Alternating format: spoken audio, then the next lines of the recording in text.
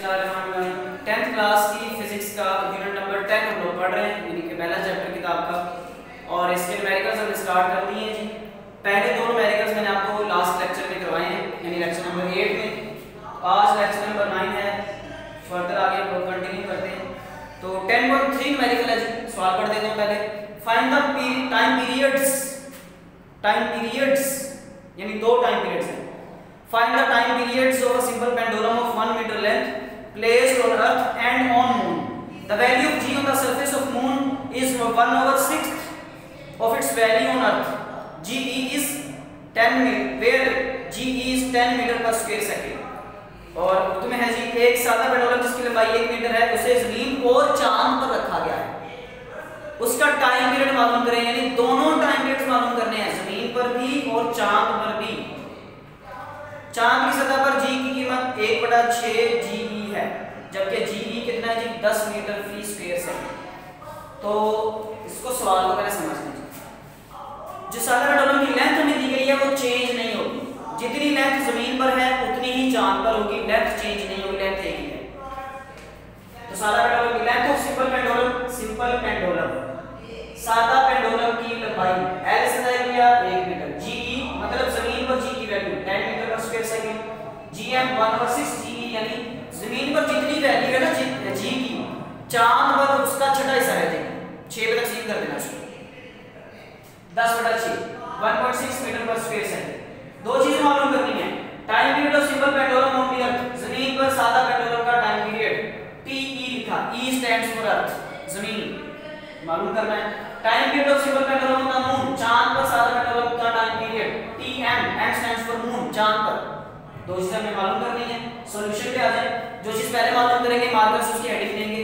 तो पहले हम लोग मालूम कर रहे हैं जी time period of simple pendulum on the earth, जमीन पर सादा पेंडुलम का टाइम पीरियड। फार्मूला लगाया तो फार्मूले में t के साथ भी e लगाया और g के साथ भी e, l के साथ e नहीं लगाना, क्योंकि l जो है वो जमीन और चांद पर सेम है। अब आगे इसको सॉल्व कर लेते हैं वैल्यूज पुट करके। तो TE is equal to 2 pi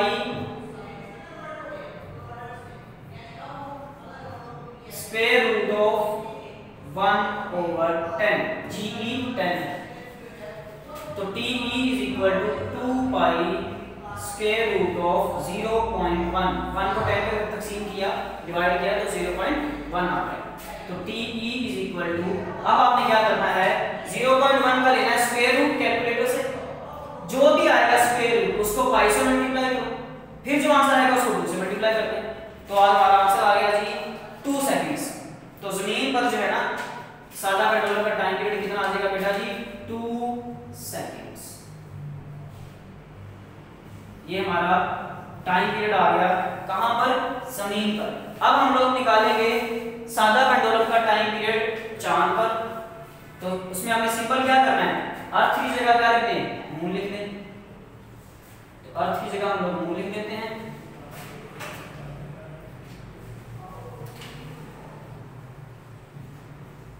और TM हो जाएगा और G भी M हो जाएगा।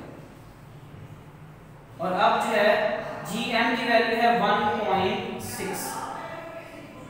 अब हम लोग क्या करेंगे, 1 को डिवाइड करेंगे 1.6 पे।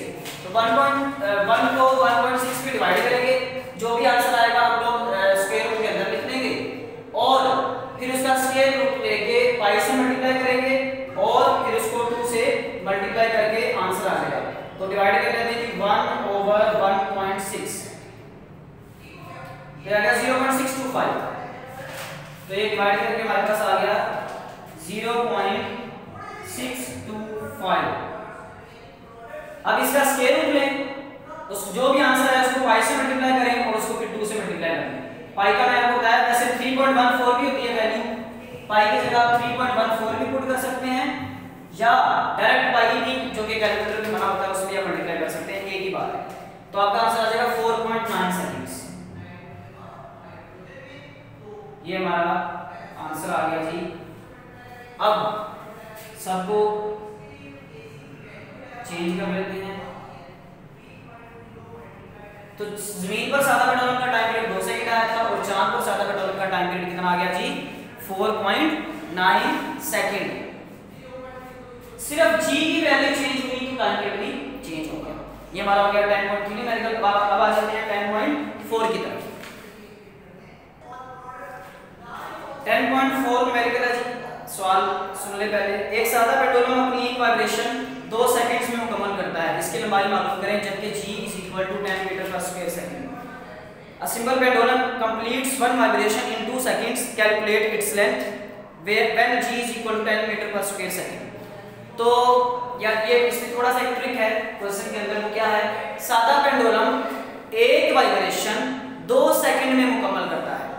तो हमने टाइम पीरियड की डेफिनेशन पढ़ी थी कि कोई भी जिस्म जो वाइब्रेटिंग मोशन कर रहा हो वो एक वाइब्रेशन मुकम्मल करने में जितना वक्त लेगा उसका टाइम पीरियड होगा। कोई भी जिस्म एक वाइब्रेशन मुकम्मल करने में जितना वक्त दरकार होता है उसको, या वो जितना वक्त लगाता है उसको, उसका टाइम पीरियड कहते हैं। अब यहाँ पे सादा पेंडुलम एक वाइब्रेशन कितने वक्त में मुकम्मल कर रहा है? 2 सेकंड में मुकम्मल कर रहा है। तो उसका टाइम पीरियड कितना हो गया? 2 सेकंड। लेंथ उसकी हमें फाइंड करनी है और g = 10 मीटर पर स्क्वायर सेकंड। तो फार्मूला अप्लाई करेंगे सादा पेंडुलम के टाइम पीरियड का। t = 2 pi square root of l/g। यहाँ पे मीन या चांद का कोई जिक्र नहीं है, em कहीं नहीं आएगा कुछ भी, सिंपल फार्मूला लगाएंगे। अब हमें l फाइंड करना है तो स्क्वायर रूट ले ले दोनों तरफ, taking square root at both sides. तरफैन का जज़र लेने से taking square root at both sides. तो स्क्वायर रूट लेके क्या आ गया जी? t स्क्वायर हो गया, 4 पाई स्क्वायर हो गया, मल्टीप्लाइड बाय l/g हो गया। और l फाइंड करना है, बाकी लोग को उधर भेज देंगे, l गिरा आ जाएगा। t square multiplied by g multiply हो गया और 4 पाई स्क्वायर आगे डिवाइड हो गया। हमने अगर आपको याद हो तो हमने न्यूमेरिकल नंबर कौन सा किया था? इसी तरह 10.1 भी हमने किया था, नहीं बिल्कुल इसी तरह था वो ऑलमोस्ट। तो इधर क्या आ गया? l आ गया। l को सीधा भी लिख लीजिए, l = अब वैल्यूज पुट कर लेते हैं। l = t स्क्वायर मतलब 2 का square multiplied by 10 over 4 pi square. 3.14 का स्क्वायर भी कर सकते हैं या उसका पाई का डायरेक्ट कैलकुलेटर से स्क्वायर भी ले सकते हैं। तो 2 का square 4 multiplied by 10 over 4 multiplied by 3.14 का स्क्वायर आप जो भी ले लीजिए वो आ जाएगा। तो 3.14 का स्क्वायर ले लेते हैं जी ताकि आपको परेशानी ना हो बाद में। तो 3.14 का स्क्वायर है 3.14 मल्टीप्लाइड बाय 3.14 9.8596।